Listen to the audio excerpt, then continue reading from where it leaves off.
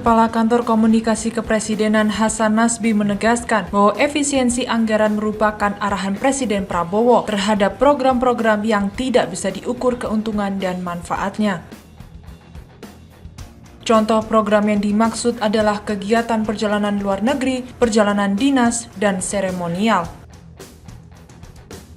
Sedangkan bagi program yang bersifat layanan publik, ia menegaskan tidak terdampak efisiensi.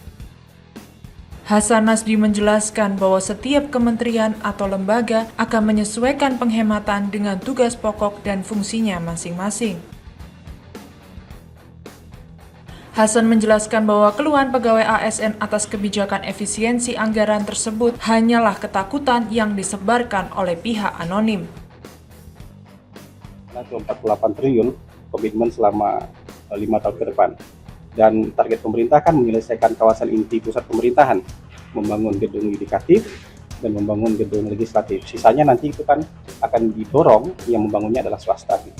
Apakah ada kemungkinan Pak Presiden juga akan mengecek ke kementerian terkait dengan efisiensi anggaran untuk lihat secara langsung, mungkin ada keluhan dari ASN mungkin gitu?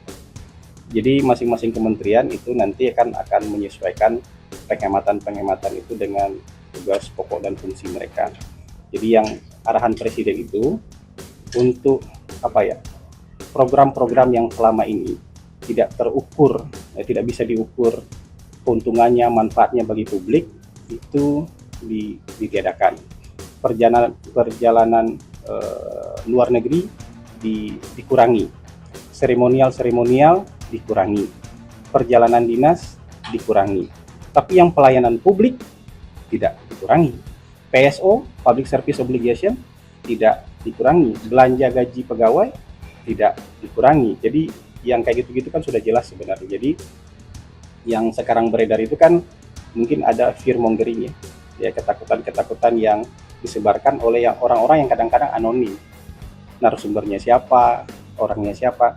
Tapi yang jelas arahan dari Presiden sudah jelas bahwa pelayanan publik, ya, kemudian Public Service Obligation, belanja pegawai itu bukan bantuan sosial, itu bukan merupakan bagian yang terkena efisiensi.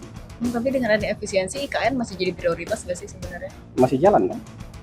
Itu kan 48 miliar dalam 5 tahun itu kan nggak kecil. 48 triliun dalam 5 tahun itu kan nggak kecil. Gitu.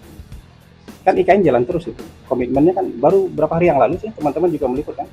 Ada konferensi pers dari Menko Infrastruktur, ada Kepala Otorita IKN, ada Menteri PU. Gitu.